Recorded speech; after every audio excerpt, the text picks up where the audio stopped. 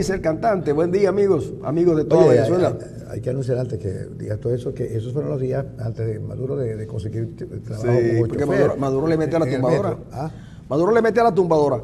Amigos, Mira, ahí está Maduro. Cantaba con los payos, ¿no? Por los payos, sí. Antes de ser de entrar en el metro. ¿Cómo es la cosa? Todos estos sombreros y póntelo. Sí.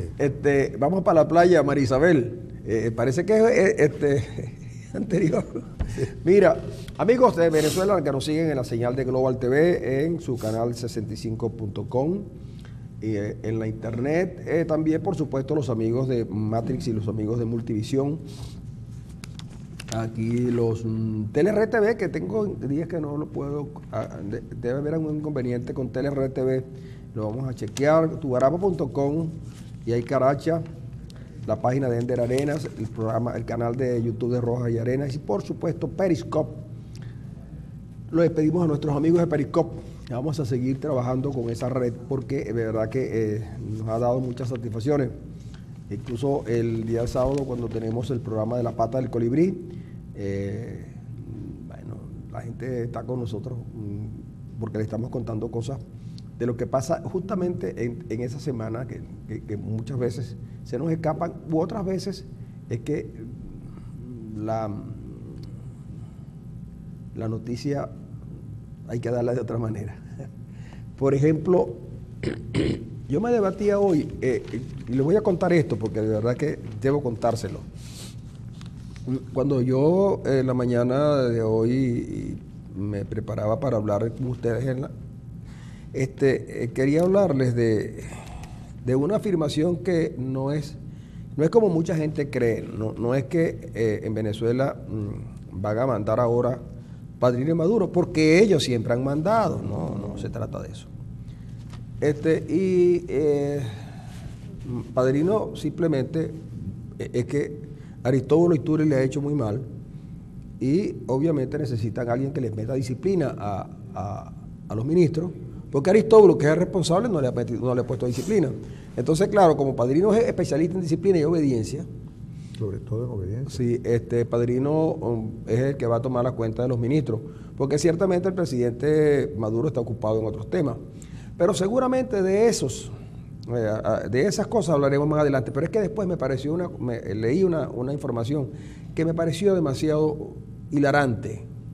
Es decir, porque yo debo reconocer que si bien es cierto que Delcy Rodríguez no tiene cara de diplomática, por lo menos tiene cara de actriz de Radio Rochela. Sí, la cara de Delcy Rodríguez es con un poco de gestualidad. Pudiera hacer un remake de los personajes de Fina Roja. Sí. Incluso los de Malula. Por aquello de que yo vivía en el barrio, pero como me gustaría vivir en el country club, y lo logró. Pero hay gente que dice que, bueno, hay gente no hay, la gente, eso es mucho. Hay alguien en particular que supuestamente yo pensé que era un galán, que tenía muchas féminas detrás de él. Oye, bueno, tuvo una fémina de verdad. Y resulta que, mira, ha dicho que Delcy Rodríguez es la mujer que él ha amado toda su vida. Pero es que justamente, amor, Arena, el amor, cuando el amor llega así de esa manera, uno ni cuenta se da. Entonces, el asunto es que a ti, por ejemplo, puede ser que no te atraiga una mujer y a otro le atraiga de tal manera que tú sientas que efectivamente es un arrebato. Pero yo había comenzado con la Rochela por aquello de la farándula. Claro, porque tanto en aquellos tiempos muy lejanos de la Venezuela ingenua y próspera, Fina Roja, la señora Malula y otros tantos. ¿Fina Roja no es la misma Malula? No, Fina Roja es Fina Roja. Y Malula. Y es que no me acuerdo cuál es el nombre de la señora. Marta Olivo. Era una caracterización muy particular. Y también estaba Nelly Pujol e Irma Palmieri. Pero fíjate tú que Palmieri tiene un humor más cercano a Laureano Márquez. ¿Tú ves? Es un humor inteligente. En cambio, el humor de Delcy es un humor que uno no sabe de verdad cómo catalogarlo. A lo mejor estamos en presencia de alguien que ha creado un tipo de humor diferente, ¿no? Si es que no es negro, no es blanco, sino humor rojo. Fíjate tú, ella llega a reunirse con los cancilleres y ella aparentemente es la canciller de Venezuela. Así al menos nos lo han hecho saber a los venezolanos. Pero ella llega a la reunión en Uruguay para el traspaso como corresponde, porque le toca a Venezuela la presidencia pro tempore del Mercosur por 6 meses.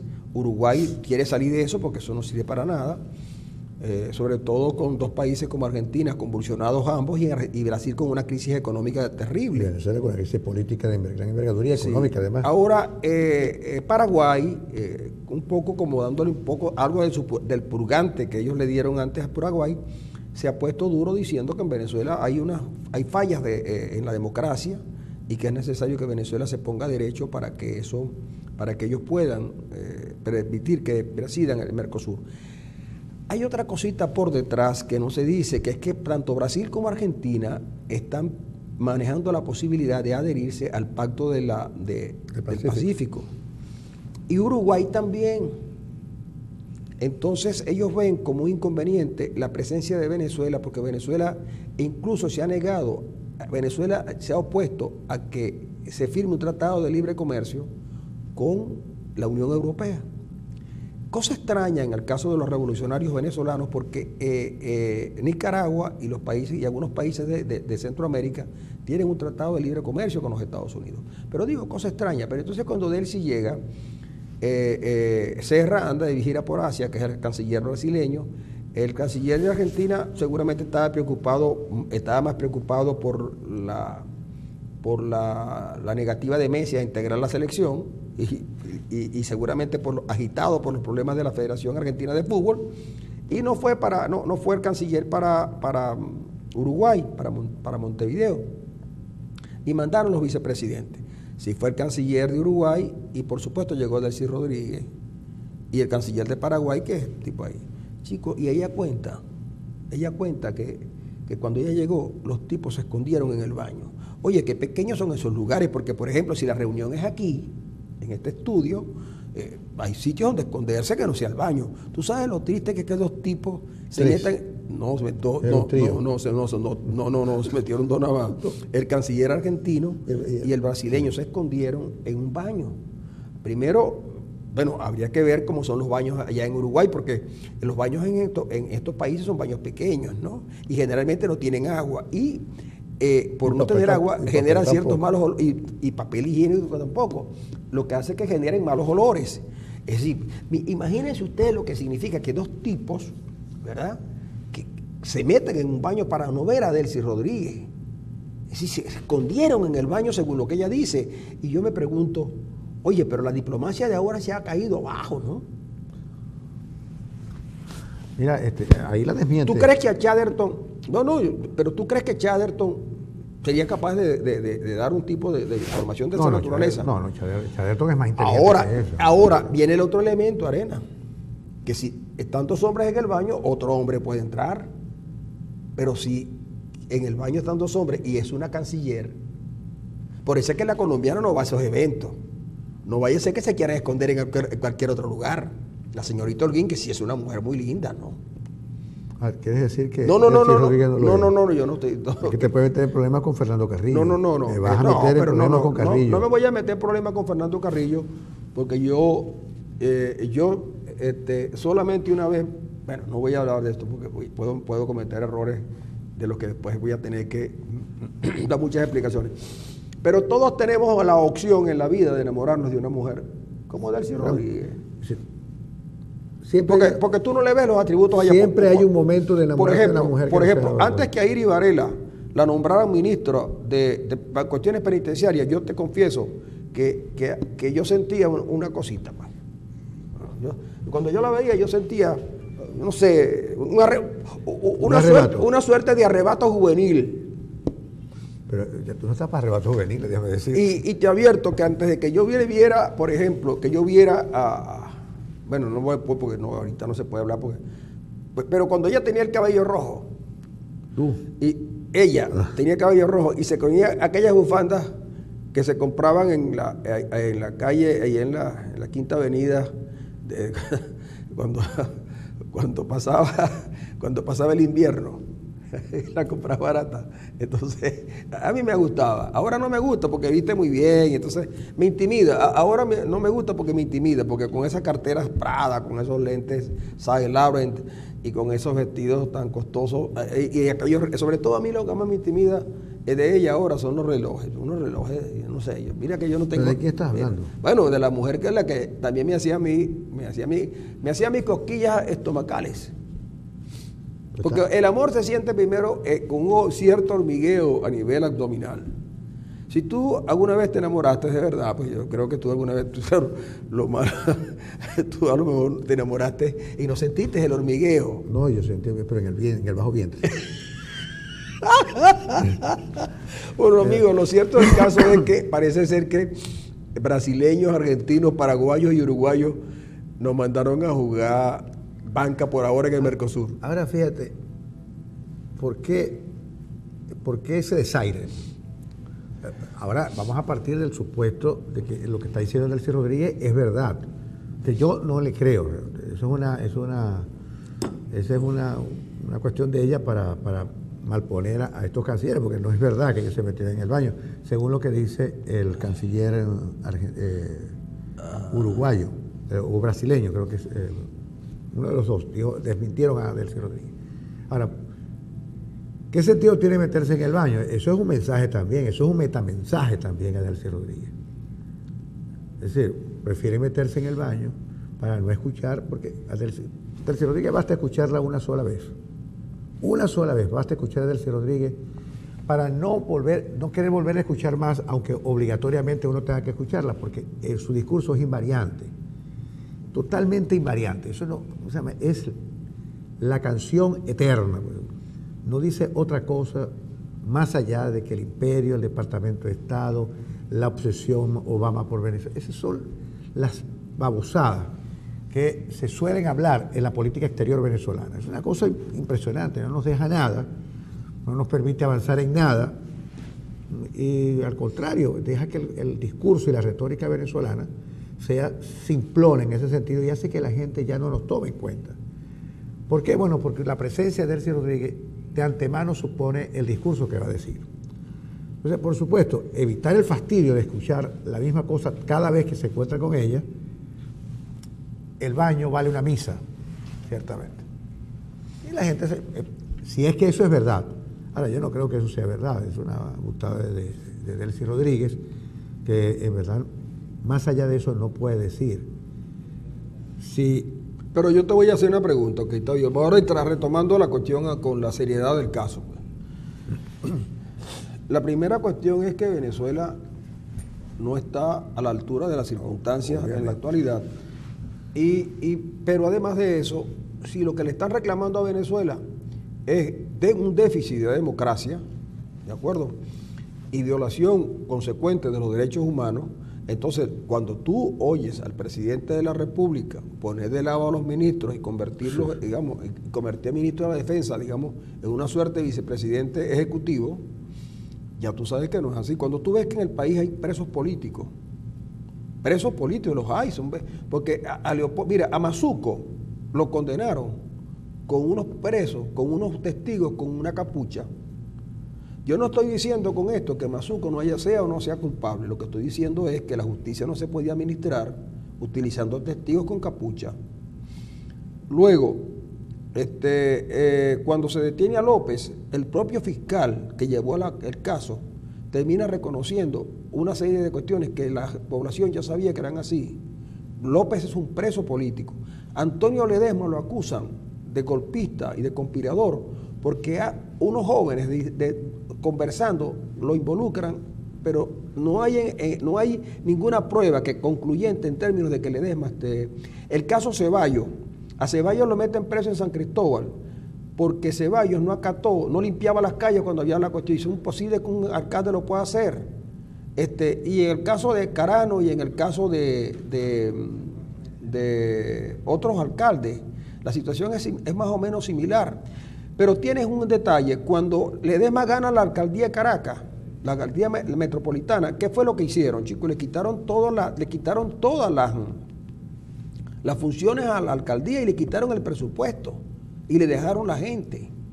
Cuando pierden la Asamblea Nacional, los tipos en un primer momento le quitan 3 diputados y después que le quitan 3 diputados ya han pasado como 6 meses y todavía no hay una respuesta del organismo correspondiente, ni del CNE, ni el CNE, que tiene que responder por esas cosas porque es el principal involucrado, y el Tribunal Supremo de Justicia. Y va viendo, el Tribunal Supremo de Justicia ni siquiera se detiene a estudiar las leyes aprobadas en el Parlamento, que algunas seguramente tendrán visos anticonstitucionales, pero tiene que haber sabiduría en los magistrados para determinar qué cosa es o qué cosa no es.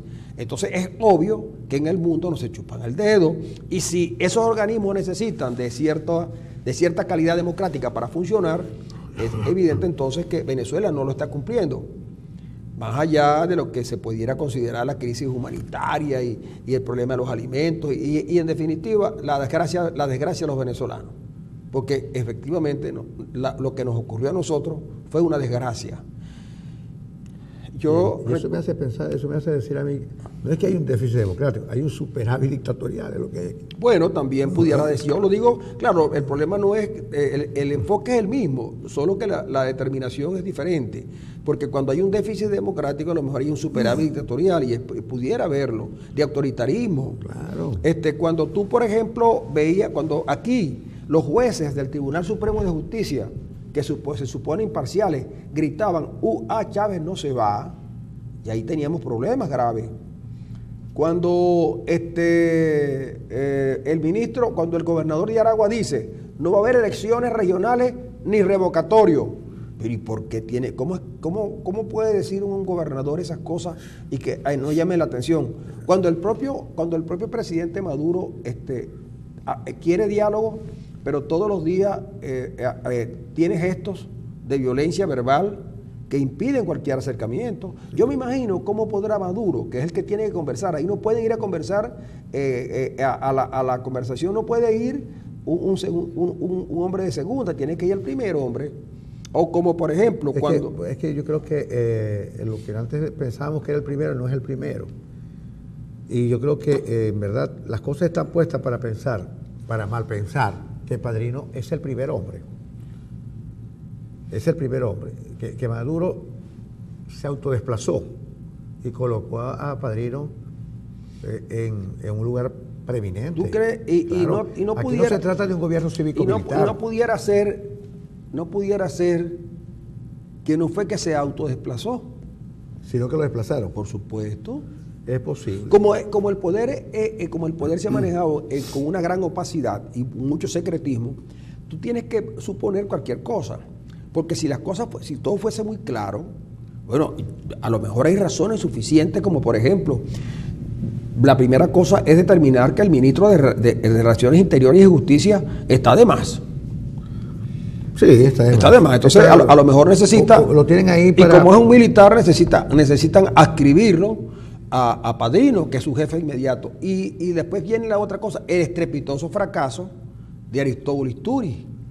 Sí, Aristóbulo que ha quedado como... Ajá. ¿Y quién es otro militar que gobierna con fuerza? El militar Rodríguez Torres, Rodolfo Marcos Torres, y que el jefe inmediato es Padrino. Aquí los aparatos dominantes del régimen madurista es defensa, finanzas, relaciones interiores. Y alimentación, porque por ahí es que sacan los dólares. Y alimentación ahora. Pero alimentación que debería ser un poder de resistencia ante los poderes hegemónicos del aparato del Estado. Resulta ser un aparato fundamental por la vía de la corrupción. El PDVSA, que es el gran proveedor en Venezuela, también ha sido desplazada en parte, es decir, dentro de la toma de decisiones. Solamente se ha convertido en la gran caja, ya no sería caja chica, ¿verdad?, sino en la gran caja de financiamiento de un régimen que está en los estertores, que está agonizando, pero que lamentablemente ellos no se han dado cuenta de la agonía. Y la agonía se expresa que yo vi el video ayer de las mujeres empujando a la Guardia Nacional en Táchira, y no fue que los militares se quitaron para que las mujeres pasaran a comprar en Cúcuta, es que las mujeres pasaron por encima de la Guardia Nacional y se fueron a Cúcuta a hacer sus compras. 35.000 personas han pasado. 35.000 personas. Y eso es una demostración del fracaso del cierre de la frontera, del fracaso de los CLAP y del fracaso de la política gubernamental. Pero fíjate tú, por ejemplo, como hace un tiempo atrás, una de las acusaciones que se le hacían a los colombianos en Venezuela, a quienes no les vendían alimentos, Era que se llevaban las cosas para era allá. que se llevaban las cosas para Colombia y los votaron. Mira, todavía están muy recientes las imágenes que nos mostraban a los niños, a los ancianos y a las mujeres pasando por el puente, por el río, atravesando el río, huyendo de la Guardia Nacional Venezolana. Como cosa paradójica, unos meses después, son los venezolanos que en tropel van a Cúcuta a comprar alimentos y repuestos para vehículos, baterías, caucho, etcétera. Y entonces, eso tú lo ves y dices, bueno, pero ¿qué pasa aquí? Se hizo evidente. Una vez a la semana, y ya Bielma Mora consideró que era suficiente. Que era suficiente. Y las personas que fueron a comprar sus medicinas, ok, pero en el Zulia no pasa, porque en el Zulia hay un grupo que se adueñó de los alimentos colombianos, que por cierto están generando inconvenientes en Colombia, en la zona del Atlántico, sobre todo en Barranquilla, porque se traen camiones y camiones de alimentos para Maracaibo y han abarrotado de muchos productos que son importantes allá y también aquí, por supuesto, los automercados y las bodegas y esas cosas.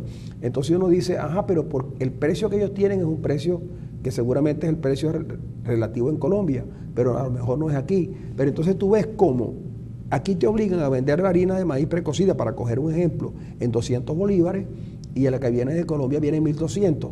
Entonces, Arias nos metió en el Zulia un paquetazo. Arias y sus amigos, porque Arias y sus amigos son los que están, fíjate tú, Arias no abre la frontera. ¿Y para qué? ¿Por arruinar el negocio? Arias no abre la frontera.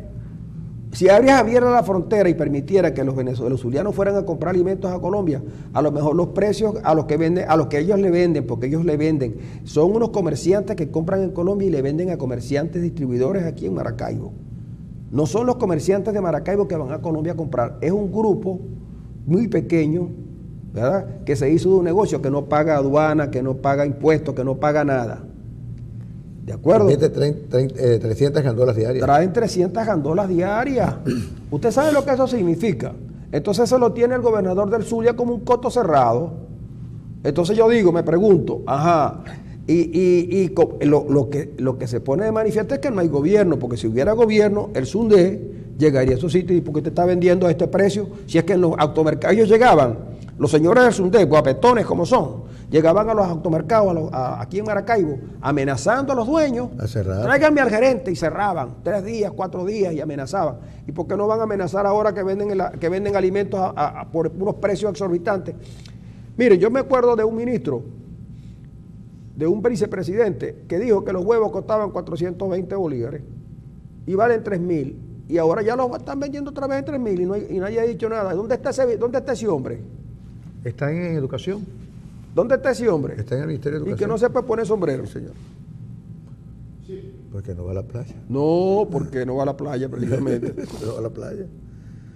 Mira, pero la verdad es que eso es un negocio muy grande, chico. Fíjate, ayer enseñábamos medicinas que dicen uso institucional, que son medicinas que en Colombia se le da al sistema de salud de ese país. Público.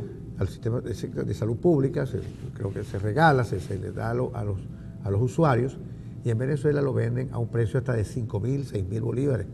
Los antihipertensivos a 4.000 bolívares, el más común de todos, que es el Ibarzatán. Valsartán. Bueno, 4.000 bolívares para un medicamento que es de uso institucional en Colombia. Alguien se está enriqueciendo allá y alguien se está enriqueciendo acá. Entonces, tú dices que no hay gobierno, no, es que sectores del gobierno están lucrándose de un negocio que es totalmente irregular. ¿A costa de quién? Del pueblo que dice defender, del pueblo que dice ser su sujeto. El sujeto de la revolución es el pueblo, pero es uno de los más castigados. Así que estamos frente a una situación bien engorrosa. Ahora, ¿qué pasaría si esta crisis se profundiza más de lo que ya está? Y resulta que estalla definitivamente la crisis humanitaria y en lugar de salir a comprar y regresar, resulta que nos vamos y Colombia tiene que poner carpas en la frontera para que venezolanos se queden allá, porque aquí no hay absolutamente nada, tal como ha pasado en África, porque este país se está africanizando. Lo que ha ocurrido en Venezuela hacia Colombia es una advertencia para Colombia, de que tiene que estar preparada, porque si esto no se resuelve en el país, eso es el escenario en el futuro, que los venezolanos van a ir hacia Colombia y no se van a querer regresar, porque la crisis humanitaria, que no es una mentira, no es una parte de la guerra mediática, la guerra humanitaria existe, y existe no porque hay una guerra económica de los poderosos venezolanos, porque aquí no hay poderosos, chicos. Aquí el gobierno durante 17 años se ha dedicado a fortalecer las burguesías de otros países y a la de acá darle palo corrido todos los días. Aquí no hay poderosos.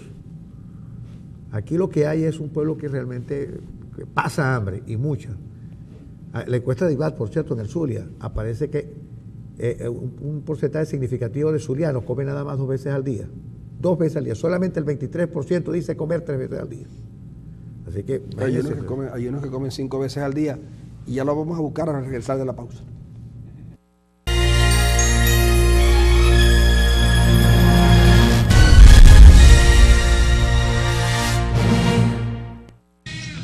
Esa música pasó de moda y pasaron de moda los partidos, pero los partidos tienen que regresar seguramente mucho más consustanciados con la realidad.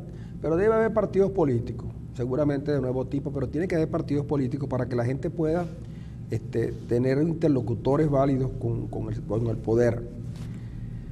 En los países comunistas hay un solo partido, por lo tanto la población hace lo que el partido decida y punto. En Cuba, por ejemplo, no hay sino un solo partido, y después de 60 años los tipos siguen allí gobernando. Y como cosa curiosa también, mucha gente en el mundo considera que el modelo cubano es el mejor, porque los países que tienen gobiernos democráticos les rinden pleitesía y poco se preocupan por los desmanes que se cometen con respecto a los derechos humanos, que no tienen que ver solamente con las detenciones arbitrarias, sino que tienen que ver con la alimentación. Arenas terminaba el comentario anterior con una nota que trae Diario La Verdad, en el sentido de que los zulianos están apenas... Es la versión final. Versión final, que están solamente tomando 2 comidas, ¿no? Y había que preguntarse cuántas comidas son, porque ayer me contaba alguien que estuvo en un sector que no está, digamos que está en la periferia de Maracaibo, pero no es lo más lejano. Y me dice que la gente se reúne con los que tienen niños entre 1 y 5 o 6 años, y compran la leche. Y lo que hacen es que... Hacen teteros colectivos. Hacen un tetero colectivo, sí, chicos. Sí. Ellos querían que a ver si nosotros lográbamos tener algunas... Sí, que les consiguieran, porque de verdad la señora que me lo plantea, digamos que es de esa clase media empobrecida. Y dice, bueno, que ella comenzó atendiendo como a 5 familias, pero que luego la gente se fue acercando y acercando para poderle dar un biberoncito a los muchachos. E incluso a niños que no tienen su aparato digestivo apto para digerir la leche completa, lo que hacen es que la colocan, la diluyen y tal, para ver si logran que el muchachito por lo menos tenga una proteína. Y entonces, frente a estas cosas, uno dice, bueno, pero no hay un compañero del partido en el barrio que esta cosa lo conduela, lo sensibilice. Ayer me contaba alguien, no, a lo mejor el compañero del partido también está metido en la misma situación. No, pero es que mira, es que para como cosa que no, mira, hay gente todavía que ayer en un consultorio médico, había una disputa en la que yo, por supuesto, una conversación en la que yo no participé, y una señora que está allí, que por cierto se dijo que era economista, dijo, yo voté por Chávez, pero me di cuenta de lo que pasó y obviamente cambié. Pero mi familia, la familia de ella, su hermana, sus 2 hermanas y su madre y su hermano son profundamente chavistas. Es decir, entonces ella dice, pero yo les plantea las cosas y ellos no entienden, porque en el fondo de lo que se trata es, ok, nosotros estamos mal, pero ellos también deben estar peor. Posiblemente, Francisco, porque... Y es una suerte como de resentimiento. Claro, uno de los aspectos fundamentales sobre el que se erigió el chavismo es sobre el resentimiento. Este era un país probablemente que tenía su su pequeño resentido dentro, pero no había aflorado. Chávez logró aflorarlo. Chávez logró insertarlo en el escenario del odio, de que unos sectores se opusieran a otros y de que se odiaran realmente. Antes trajinaban mejor esos oscuros sentimientos. Y de verdad éramos una comunidad de destino. Los venezolanos, desde hace bastante tiempo, o sea, el advenimiento del hecho petrolero resolvió problemas que otras sociedades resolvieron a tiro limpio. El hecho petrolero venezolano tuvo la virtud de que muchos problemas, muchas cuestiones nacionales se resolvieron por la vía pacífica. Este es un país que pasó de rural a urbano sin disparar un tiro. Cosa distinta ocurrió en México, en la propia Argentina, en Chile. Bueno, Venezuela fue un milagro en ese sentido, sin disparar un tiro. Bueno, resulta que Chávez logró sacar a flote el resentido que teníamos todos adentro y nos instaló en el escenario del odio. Y eso se ha seguido profundizando. Y lo que yo he dicho y lo que yo he repetido, hay enclaves autoritarios en la sociedad venezolana. ¿Qué otra cosa no son los colectivos armados, sino enclaves autoritarios en la sociedad civil venezolana? Que no han actuado todavía con toda la potencialidad que tienen, pero van a actuar para sembrar terror y miedo en una sociedad post-chavista, sin lugar a duda. Pero hay que recuperar lo que, más o menos, alguna sociabilidad. Y yo creo que en ese sentido está enmarcado el artículo hoy de Vladimir Villegas, que es un excelente artículo, por cierto, y que llama a la reconstrucción del país y hace una profunda crítica a lo que hay. Y yo creo que es necesario la recuperación del país para recuperar una nueva sociabilidad que nos permita, más o menos, entender que hay que construir un nosotros, no un ellos y nosotros, sino un nosotros que incluya a toda la sociedad, y eso es fundamental y definitivo. Y eso solamente se puede lograr con unidad nacional. Por eso que yo creo que hay que poner el apellido, lo que decía Márquez en estos días, que hay que constituir un gobierno de salvación nacional. Yo creo que nunca antes la expresión salvación nacional cabía tanto como en este caso, porque estamos al borde, si ya no estamos en el precipicio. Salvación nacional es la consigna que debe prevalecer ahora y hacerle ver al gobierno que no puede resolver, que esta crisis se fue de sus manos, pasó por encima de todos los recursos que ellos tenían para enfrentarla.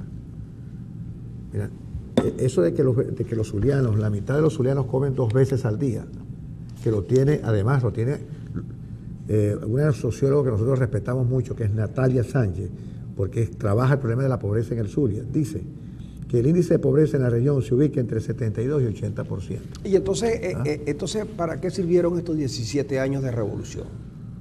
Chico, si la gente ahora come 2 veces al día y la tendencia es que come una sola vez, y la pobreza crítica ha aumentado, entonces, ¿a quién benefició no sería mala idea preguntar a quién benefició esta revolución? Por cierto que quiero decirle a los amigos, me dice Germán Arístides de Churuguara, buen día amigos, tan solo se ven por Periscope, aún no salen por Global TV. Ya está Germán Arístides, ya te puedes conectar, porque claro, el Periscope tú sabes lo que eso significa, y ahora con los precios que tiene la compañía Movistar, si no hay wifi la cosa se pone fea. Mira, pero siempre hay noticias buenas, Arena, porque en estos días, el fin de semana, hubo las elecciones para escoger la directiva del Partido Social Cristiano Copey. Yo de verdad no sé quién ganó. ¿Quién ganó la presidencia y quién ganó lo que había que ganar? Si era que eso estaba en juego. Pero en el Zulia quedó electo como secretario, como presidente del partido, el que siempre ha sido, Rogelio Boscán. Rogelio Boscán quedó electo, y lo que me llama la atención de Rogelio Boscán es que nos da luces sobre lo que viene para el partido, y eso es importante. Lo trae ayer versión final, no voy a leer mucho, porque solo que están reiniciando la fundación del Partido Verde, y a mí me parece bien, pero dice Rogelio lo siguiente. Es decir, que se convirtió en un partido ecológico. Sí, para Rogelio Boscán, presidente de Copey Zulia, a partir de hoy trabajarán para impulsar el Copey federal, el que piensa en las parroquias, municipios y estados. Claro, ¿cómo iba a ser un partido bueno si no pensaban en la parroquia, en el municipio y los estados? Y ahora es que van a empezar a pensar en eso. Menos mal, por eso es que Copey se acaba. Y si no pensaban en los municipios, en la parroquia y en los estados, ¿en qué pensaban entonces? Pero nunca es tarde, ¿no? Nunca es tarde, nunca cuando, es tarde cuando la federación llega. No, cuando uno se da cuenta de las cosas. Y después dice lo siguiente: y piensa fortalecer la doctrina de la democracia cristiana, que viene liderada por el Papa Francisco, que es quien nos dicta la matriz para hacer política. Es decir, que esto sí es importante. Que Francisco es el secretario general del partido. Francisco es una suerte de, yo no sé, bueno, antes era Caldera. Fíjate, este es un partido que necesita siempre lo providencial. No, Copey necesitaba a un venezolano. Es un partido religioso. Bueno, a un tipo. Copey necesitaba, cuando Copey fue un gran partido, era porque lo lideraba Caldera, que era el ser humano más cercano a Dios que había en la tierra. Ahora, el resurgir de Copey viene dado porque el padre Francisco, entre tantas ocupaciones que tiene, está la de dirigir, me imagino yo, el Comité Nacional de Copey. ¿Ah? Secretario General. Me imagino yo llamando al Papa Francisco a Pedro Pablo Aguilar. Pedro Pablo, pero tú lo harás mejor porque tú lo haces en francés. Pedro Pablo. Pero es garretino. Pedro, mira vos, Pedro, decirle a Messi que no se vaya a la selección nacional. Decirle, Pedro Pablo, mira el boludo de Eduardo Fernández. Es que... No, es que lo habla así. Pero cuando habla... pero algo tiene que tener el Papa desde el punto de vista de la cosa esa humana. Es que Rogelio es de la Cañada, chico. Rogelio de la Cañada. Rogelio de la Cañada. Pero no, es verdad que... y en la Cañada hay mucha gente religiosa. No estaría de más que nosotros, en vista de la parte... Es que eso es un partido clerical. No, pero en vista de la parte divina, ¿no? De Copey, de Copey Zuliano, que viniera un día Rogelio para conversar con él, porque sería... Los rusos y los americanos tienen un teléfono rojo. Ellos tienen un teléfono rojo. ¿Cómo sería el teléfono, por blanco, ejemplo? ¿Cómo es el teléfono? Porque yo me imagino que el Papa... tiene un teléfono verde. No, un teléfono blanco. Pero mira, ojo, que esto lo tomé de versión final del día de ayer, ¿no? Porque me causó mucha gracia, pero además de que me causó gracia, yo me voy a meter en este partido. Ahora, que dado eso, Copey tiene que cambiar la lanza, porque con la lanza hirieron a Cristo, que en todo caso, su nuevo símbolo debe ser la cruz. No, tiene que ser la cruz, claro. Tiene que ser la cruz, yo creo que sí. Y no la cruz roja, ¿no? La cruz verde. ¿Ah? No puede ser la Cruz Roja, sino la Cruz Verde, porque la Cruz podía llamar equívoco. La Cruz Verde se puede confundir con el Servicio de Seguridad. Oye, pero qué bueno. No, sería bueno que... Yo le recomendaría a Boscán, a Rogelio, que le cambie el nombre al partido. Yo también. ¿Verdad? Nuevo Partido Clerical de Venezuela. Pero si es así, está bien. Ahora, lo que uno no sabe... Sí, eso es bueno porque se llamaría NPC, nuevos productos. Pero lo que uno no sabe es, por ejemplo, si cuando el Papa Francisco se retire, porque hay dos instituciones en el mundo que tienen, por ejemplo, los cubanos tienen un dictador en ejercicio y un dictador retirado. Y el Vaticano también tiene un Papa en ejercicio y un Papa retirado. Es decir, los únicos son las dos iglesias, pues. Las dos iglesias, la iglesia cubana. Y Venezuela también tiene igual. No, Venezuela. Tiene un presidente en ejercicio y un ministro en ejercicio. No, pero en Venezuela, porque ese sí manda. No, compadre, ese manda. Benedicto, se no manda nada. Benedicto ahí, tú sabes. Pero padrino sí manda. Mira, ahora todos los ministros tienen que pedirle la bendición. Sí, señor, y cuadrarse. Y Arreaza, cuando nombran a padrino, Aristóbulo está ahí. Mira, la cara que pone Aristóbulo. Es una cara de negro, imagínate. Comentario racista. No, déjate cosas. Eso no es ningún comentario racista. En Venezuela... pero dijiste es la cara de Blake. ¿La cara qué? De Blake. Mira, en Venezuela la expresión, ese es un negro, es una expresión hasta cariñosa es. Cariñosa. No, pero... Lo que es racista es el afrodescendiente. Esto sí es racista. El afrodescendiente. No, pero está bien, pero yo lo que quería decir, la cara de Aristóbulo era la misma cara... Que puso el Reverol. Que puso Reverol. Así. No, así no, porque tenía los cachetes como Kiko. Así. Porque Reverol tiene los cachetes como Kiko. Cuando le dijeron, tú sabes que yo me imagino esas reuniones previas a cuando uno lo van a quitar del cargo. Entonces le dice, mira, Reverol. Esa es la palabra. No, le dice. Y la gente irá por otro lado. No, es que uno lo va a quitar del cargo y le dice, mira, Reverol, oye, hermano, yo creo que no vas a poder esta vez. ¿Y cuándo? No sé. Vas para Nuevo Destino. Y entonces dice, similar al de Rodríguez Torres, más o menos. Porque a Rodríguez Torres lo botan del trabajo y le dicen, Rodríguez Torres se va del ministerio e inmediatamente va a Nuevo Destino. Oye, pasó 4 meses esperando el Nuevo Destino y el hombre salió después por allí. Pero tú te acuerdas cuando Baduel pide el retiro, ¿verdad? Sí. Porque las palabras iniciales fueron de Chávez. Y aquí está un gran hombre de la revolución, el gran salvador de este proceso, que lo esperan nuevos destinos en el proceso revolucionario. Empieza a hablar Baduel y la cara de Chávez empieza a descomponerse. Y el nuevo destino que le esperó a Baduel fue Ramo Verde. Reverol tenía mala cara, es verdad. Probablemente la misma cara que puso Aristóbulo cuando todo el mundo tenía que besar el anillo de Vladimir Padrino. De Vladimir Padrino. Pero, obviamente, eso, como dices tú, esa es una salida acordada. Acordada. No fue que Maduro a lo mejor quiso. Pero está bien, pero esa salida acordada Acuérdate que Reverol está en todas las listas negras que puede tener. Pero está bien, pero y a lo mejor nada de eso es verdad.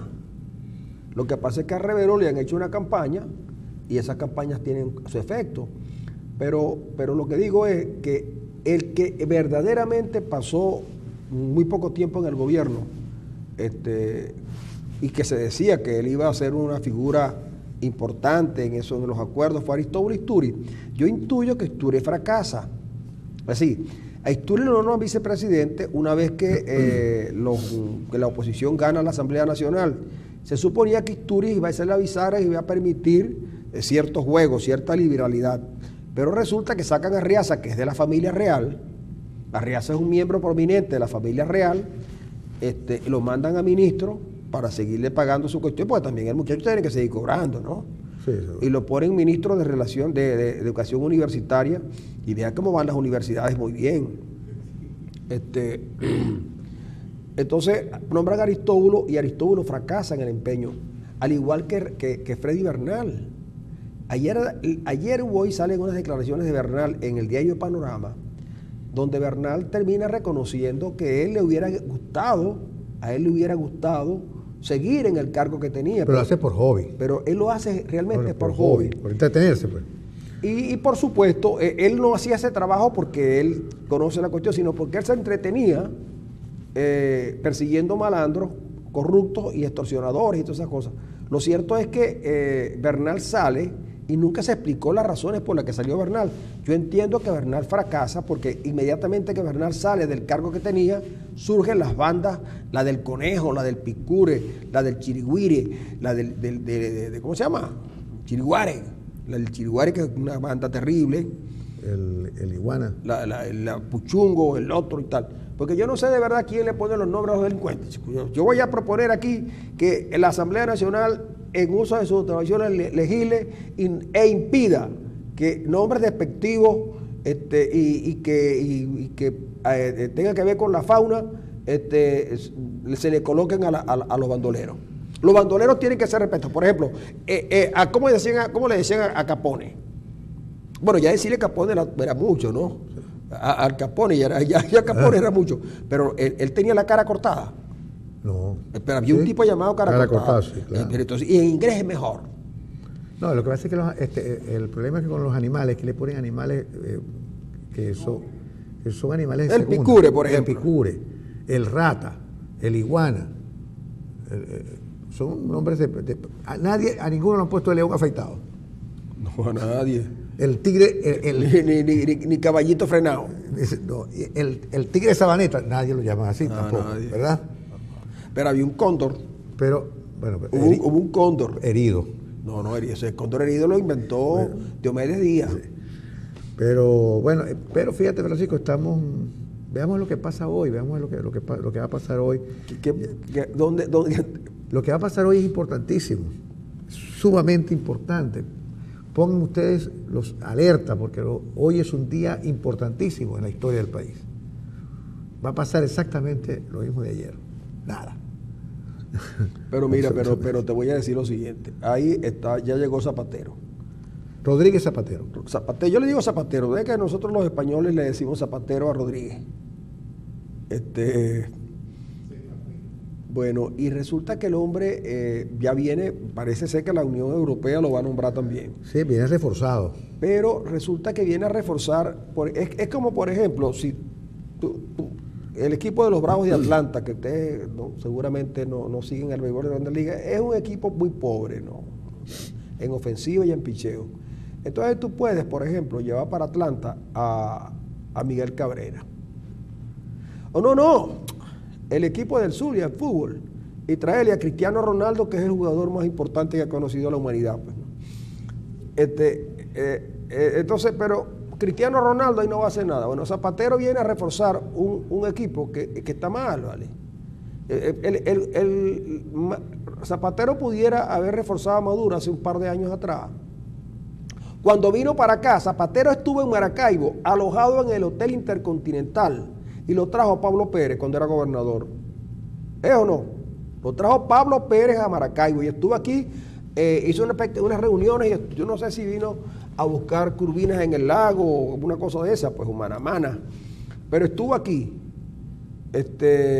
y pasó prácticamente desapercibido. Entonces hoy en día lo saca este individuo, de verdad, llamado Samper.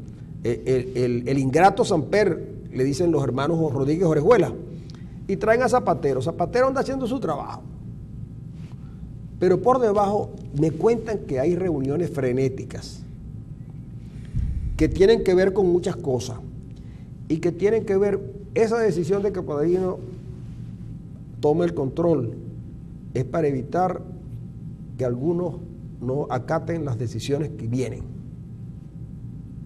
Vienen decisiones y necesitan a alguien que les diga, no, aquí está, nosotros estamos de acuerdo con lo que viene.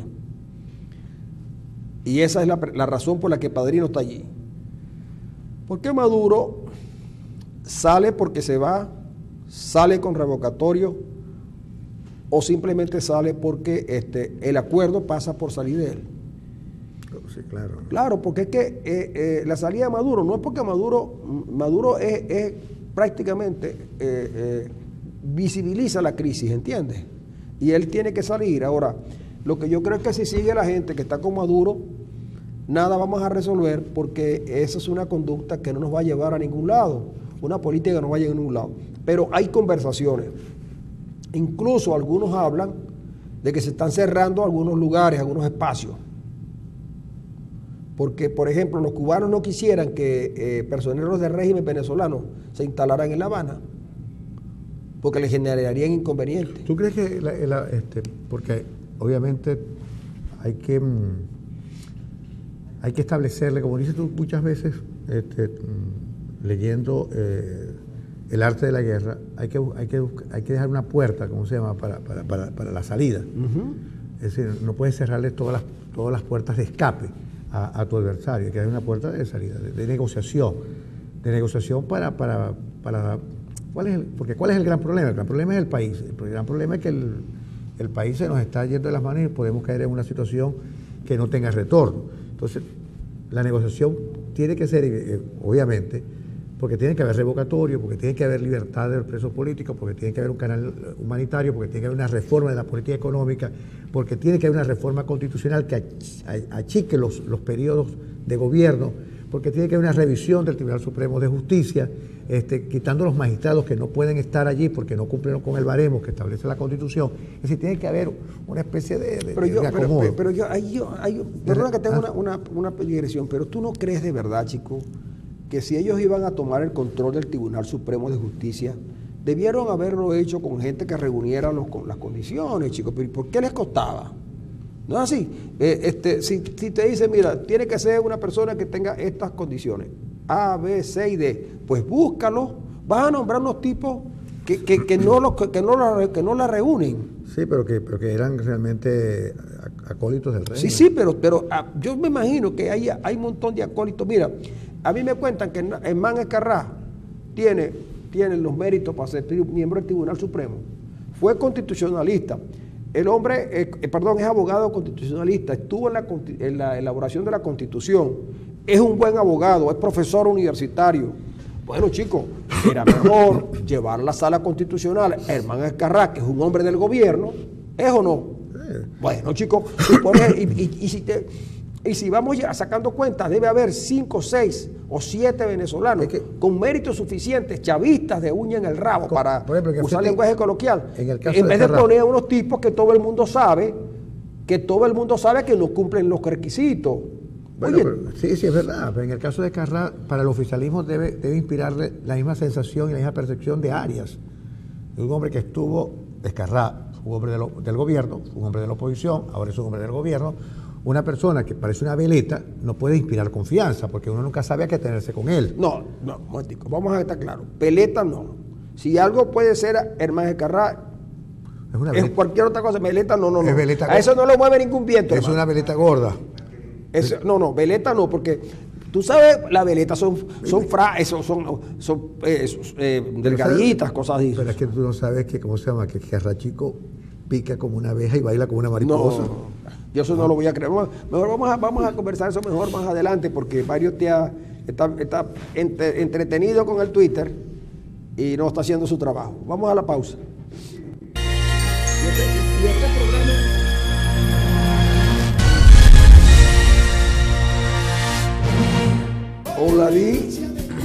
Oblada, qué bueno que nos acercan a aquellos tiempos que eran tan divinos.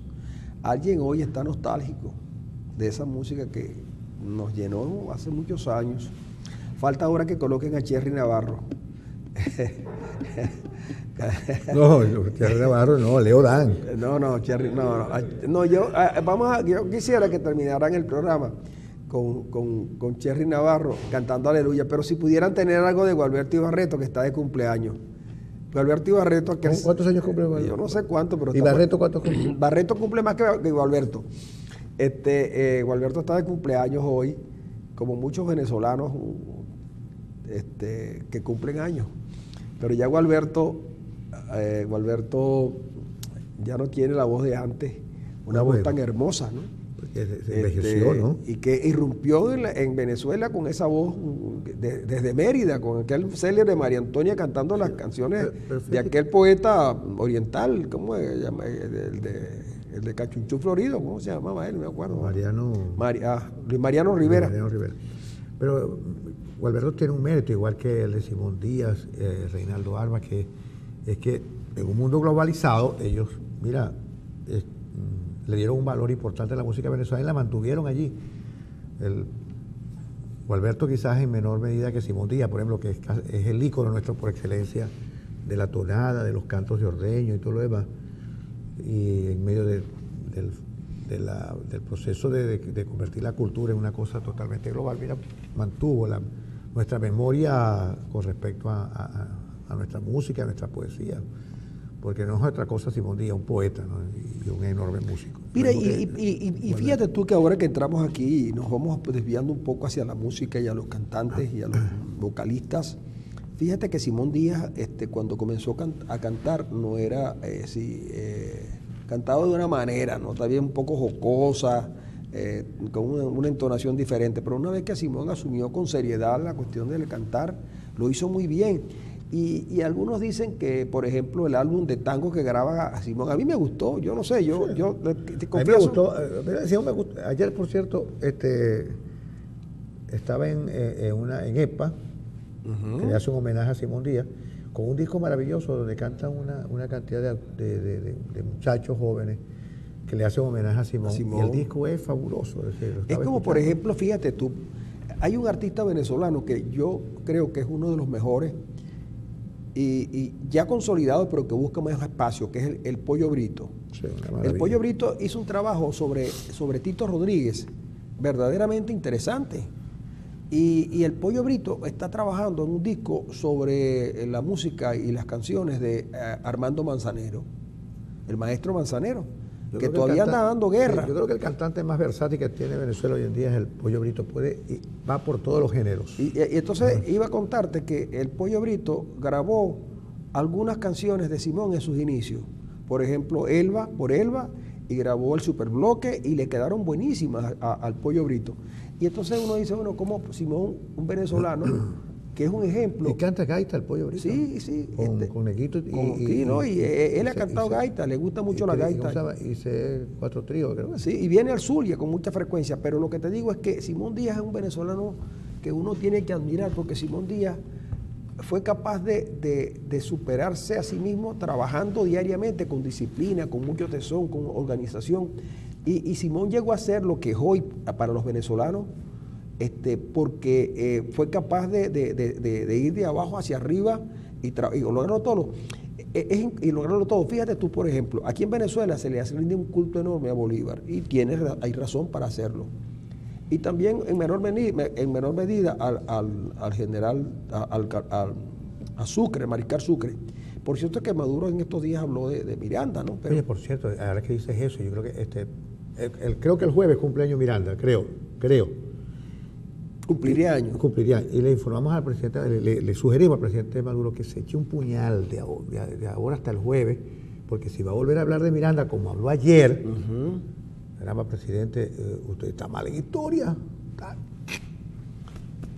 raspado. Sí, pero en historia nada más no, también en geografía. No, pero en economía la clase se la da Merente. Pero en historia. Mira, lo que te iba a contar era que un venezolano digno de estudiar y de admirar es Páez. Es Páez. Páez viene de abajo y termina, y además uno de los, yo no sé si ahora sí el único, pero yo creo que Páez escribió su memoria. Sí, Páez escribió su memoria. Y hay una entrevista imaginaria que le hace a Páez Ramón Hernández, que es una maravilla, aparte del libro de Tomás Polanco Alcántara. Entonces uno dice, ¿qué fue lo que pasó con la historia? Por eso te dicen, no, que están haciéndole a los muchachitos, le están vendiendo la idea de que Chávez fue el que independizó a Venezuela, y al final lo terminan creyendo, porque yo vine a saber esas cosas sobre Páez, muy avanzado ya, porque Páez estaba prácticamente proscrito, a pesar de que estaba en el billete 20. Sí, el problema es que el concepto de traición está muy metido en el caso nuestro en Venezuela. Aquí todo el mundo está... impresionante. A Páez nos los han vendido como un traidor. El chavismo nos los vendió como un traidor. El concepto traición, que es una de las rémoras fascistoides en el discurso y en la retórica chavista. La traición está muy metido en la retórica chavista. De hecho, por eso que todo el mundo que no piensa igual que el gobierno son traidores. Traidores a la patria, traidores al culto de Bolívar, traidores a Chávez, traidores. Y yo creo que en este país hay que hacer un llamado a la traición, que traicionemos todos el legado del socialismo del siglo XXI. Es la única manera que salve este país, que todo el pueblo traicione el legado de Chávez y el socialismo del siglo XXI. Es la única manera de salvarlo. Por eso que hay traiciones que no son tan malas como se supone. La traición, por cierto, de Páez. Pero la supuesta traición de Páez fue la traición que nos constituyó y que nos permitió nacer como país independiente y soberano. Mira, ayer se casó, hoy se casa, hoy es 12, ¿verdad? Sí. Se casa Derek Jeter. Al fin se casa Derek Jeter. Se va a casar Derek Jeter, y en Maracaibo, en un sitio, en Maracaibo van a hacerle la fiesta de despedida de soltero. ¿A dónde? Por ahí, por la avenida Delicia, antes de llegar a Cecilia Costa. Sí, por ahí cerca de la iglesia San Vicente de Paúl. Van a hacer en horas de la tarde la despedida de soltero de Derek. ¿Estás invitado? No, yo no, porque tú sabes que yo no voy a esos lugares. Pero me dijeron que van a hacer la despedida de soltero de Derek Jeter. Tienes que Maracaibo es una cosa especial, chicos. En estos días le celebraron el cumpleaños a la reina de Inglaterra. Sí, señor. Y cuando una de estas reinas nuevas, máximas, no sé si iba a dar a luz, le hicieron el baby shower por aquí, por los lados de la Virginia. ¿Y a la reina de Holanda? A la reina, le celebraron el cumpleaños en el náptico. Sí, pero era que Verá que Maracaibo es otra cosa, decía Ricardo Portillo, y es verdad. Miren, lo de la despedida de soltero de Derek Jeter la está organizando Glenn Carrullo. Como cosa, la está organizando ¿El como... doctor Martínez? No, Martínez no se mete en un médico muy serio para estar en esa cosa. Pero la están organizando Glenn Carrullo, pero como organizador externo, porque él es de los Medias Rojas de Boston. Y como Jeter jugó siempre con los Yankees. Pero es verdad, le van a hacer, se va a casar Derek Jeter hoy, por fin se casa a los 40 y tantos años, con una mujer bellísima, ¿no? Tú sabes que los deportistas famosos se casan con mujeres. Yo no he visto, mira, los futbolistas, yo sigo mucho el fútbol europeo, y esos futbolistas todos se casan con mujeres bonitas. Oye, pero por lo menos deberían romper la línea alguno que se casara con una muchacha así como Delcy Rodríguez. Pues. Como Delcy, pues. Es normal, pues. Que es normal, que no es que es fea, sino que es normal, ¿me entiendes? Sí. Pero es que son despampanantes, ¿vale? Y entonces, yo antes creía que los que se casaban con esas mujeres bonitas, así, muy despampanantes, eran los artistas de Hollywood. Pero ahora resulta que el futbolista que se respete, tiene que tener una mujer que... Una modelo. Y entonces, pero todo, chico, hasta Balotelli, ¿vale? Bueno, es que Ronaldinho, chico. Ronaldinho, chico. Nadie le conoció las novias a Ronaldinho. Ronaldinho no podía besar a la mujer en los labios, porque la mujer la besaba en los dientes. No, pero de verdad que no son mujeres normales como las que uno ve todos los días en la calle. Yo no sé dónde las sacan, ¿vale? Pero es que son como, cada equipo tiene como 25 jugadores, y en la Liga Española son como 30. Multiplica por 25 para ver cuántos. Cuando Francis Blackman conoció a la novia de Arango, le dijo así. Le digo, Francis Blackman. No puede ser. Sí. Cuando vio a la novia de Arango, también tiene Arango novia. Tiene una nueva novia que es modelo. ¿Una nueva novia? Sí, tiene una nueva novia. Oye, por cierto que murió en España el porero Víctor Barrios, chico. Y entonces... ¿Víctor Barrios? Víctor Barrios, no es Barrios, es Barrios.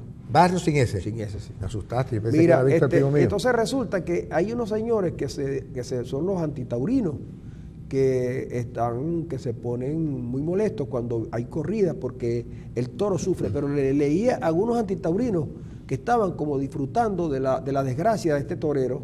No me digas. Que murió empitonado. Sí, porque el toro se vengó. El toro, sí, pero además una cosa así que yo dije, no puede ser que estos señores que se la pasan diciendo que matar no es arte y que son antitaurinos porque el pobre toro lo pullan y lo torean para matarlo. Oye, los tipos, ¿vale? Es decir, gozosos de la tragedia de este hombre que con su arte intentaba vivir, pues, ¿no? Porque hay gente que cree que piensa que los animales tienen más derechos que los humanos y defienden los derechos de los animales y a veces se olvidan de los derechos humanos.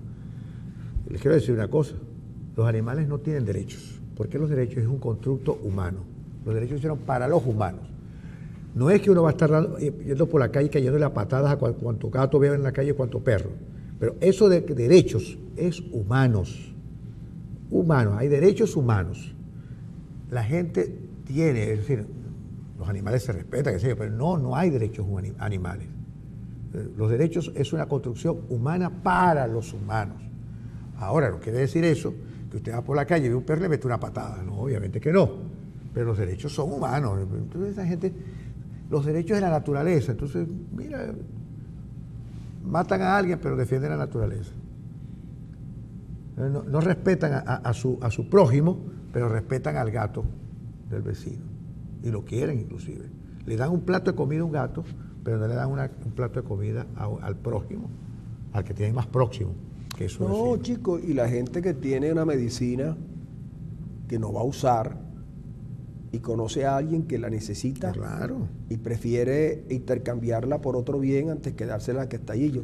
Mire, el venezolano, una de las cosas que ha pasado con los venezolanos es que se ha perdido la solidaridad, pero vemos casos como el que te conté de la señora que comenzó consiguiendo algunos potes de leche para alimentar a los niños, porque niños entre 3 y 4 y 5 años que sus mamás no podían, y ella comenzó una labor de buscar leche y darle lo que corresponde, porque la gente cree que pintando el agua de blanco o del color de la leche le estás dando leche, no, tiene que dar la cantidad para 1 litro de leche.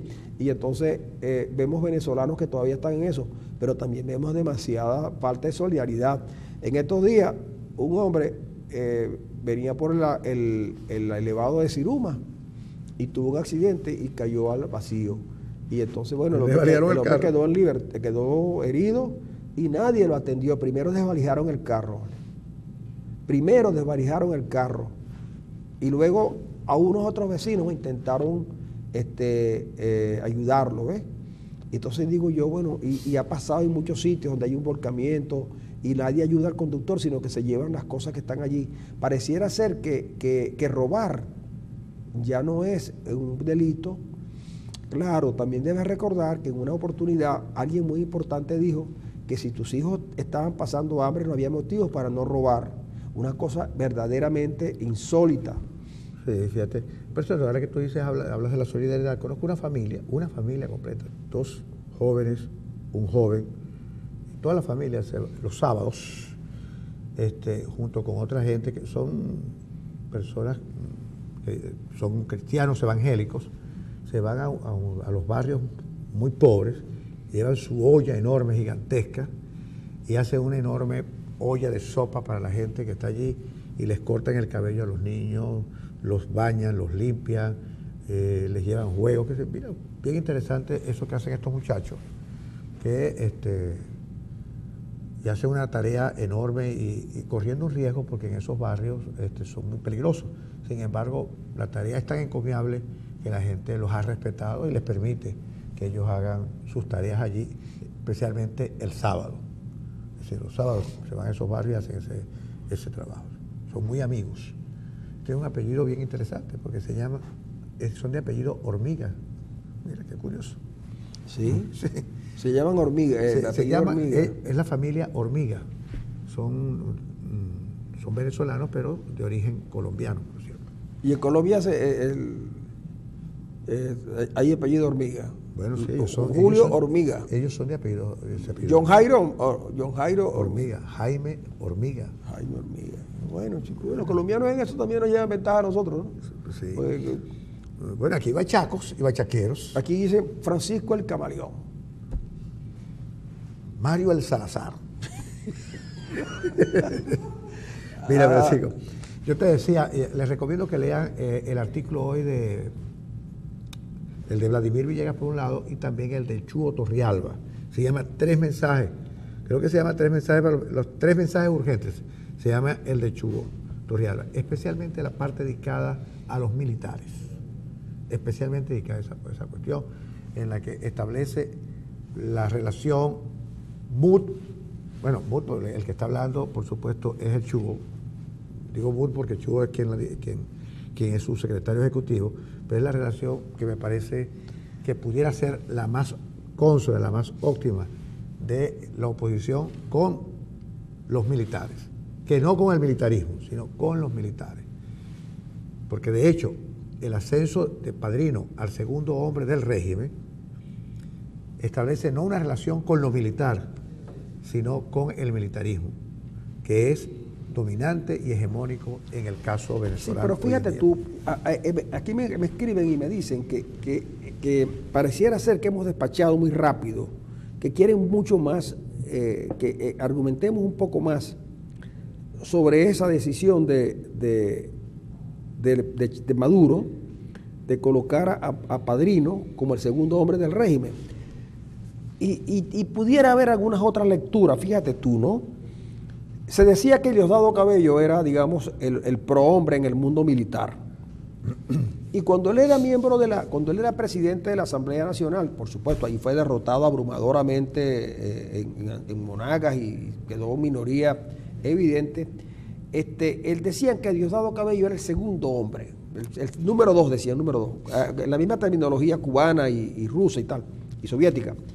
Pero entonces resulta que con el ascenso de Padrino, de quien se dice que ha tenido presiones para sacarlo, Maduro, que el ascenso de Padrino desplaza también a Diosdado Cabello, Porque cuando Maduro dice, los ministros ahora tienen que hacerle caso a Padrino, lo que está diciendo es, esa es una facultad del presidente de la República.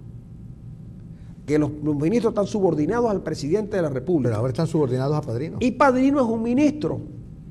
Pero en Venezuela es la figura del vicepresidente ejecutivo, que justamente descarga al presidente de esas actividades de atender a los ministros en las cuentas y tal. Una vez que él decide que es Padrino, o lo deciden otros y él simplemente es el vocero, obviamente que Aristóbulo fue renegado, pero también Diosdado Cabello. Porque tú ves cosas como esta, mira, en estos días, un segundito, Arena, en estos días aparece la canciller y otro funcionario de gobierno, y el que declara es el alcalde de Caracas, el alcalde de Caracas, hablando sobre funciones de gobierno, ¿de acuerdo? Su opinión, y la canciller aquí y otro funcionario de gobierno. Entonces uno dice, ¿cómo es esto? El alcalde de Caracas formalmente no es el vocero de la política nacional. Pero además, el gobernador de Aragua parece que funciona por su cuenta, porque dice, ni revocatorio, ni elecciones regionales. Dice él. Está dando una directriz al CNE. Al CNE y a su gente. Sí. Cabello se reúne por su parte con Zapatero. Yo supongo que Zapatero se reúne con Cabello porque quiere saber de primera mano qué es lo que él opina sobre el diálogo. Pero Cabello está opuesto al diálogo. Como están opuestos todos. Fíjate que incluso te fijas cómo pierde protagonismo el que colocó Maduro como jefe de la fracción, que es Héctor Rodríguez. Pierde protagonismo. Y después comienzas a ver una serie de declaraciones inconexas y fuera de sentido, como la que dio la ministra, la señora de Salud. No, la de Salud, por supuesto. Esa señora no sabe. Señora Jacqueline Farías. Jacqueline Farías, que dice una cosa que es por absurda, uno no la entiende. Dice que en Venezuela internet es lento, la internet es lenta porque hay mucha gente conectada. Pero es lo que dice, que no hay alimento porque la gente está comiendo más ahora que antes. En vez de comer 2 veces, comer 20 veces. Claro, ¿qué pasa? Y por supuesto, eso ha originado una falta de papel higiénico. Eso te habla de que el gobierno está fragmentado. Es decir, que no hay... ¿Por qué Padrino? Bueno, porque está hablando de qué, de la hegemonía de la Fuerza Armada, un gobierno realmente militar. Está hablando de Padrino. Usted tiene que subordinarse a Padrino, porque el hegemónico dentro del gabinete es la Fuerza Armada. Es el desplazamiento del poder civil por el poder militar. Eso es lo que está ocurriendo. Esa es la lectura que hay que hacer. Los civiles han sido desplazados en una república supuestamente civil. Están siendo desplazados por el hegemón, que son las Fuerzas Armadas. Sí, se desplazó lo civil por lo militar.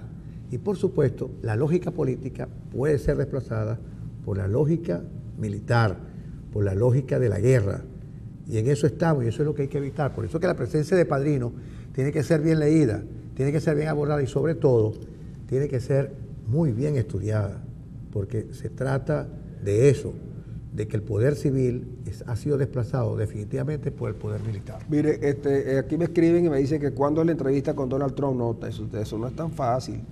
Acuérdense que ese personaje es difícil, es complicado. Y especialmente porque él no viene por el aeropuerto nacional, viene directamente. Aquí hay un helipuerto. Claro, él va a llegar aquí, él va a llegar al Global. No, y hemos tenido problemas porque con algunas fallas de repuesto no podemos poder activar el helipuerto del canal.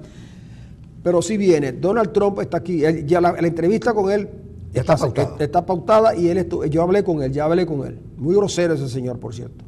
Muy grosero porque me dijo, ¿con quién estás tú? ¿Vos estás con Arias? Y le dije, no. Entonces, le dije, porque él viene a apoyar a Arias y a Maduro. Bueno, que ha gustado. Y que lo traen. Me dijo. Y que lo está proponiendo para el diálogo. Señores,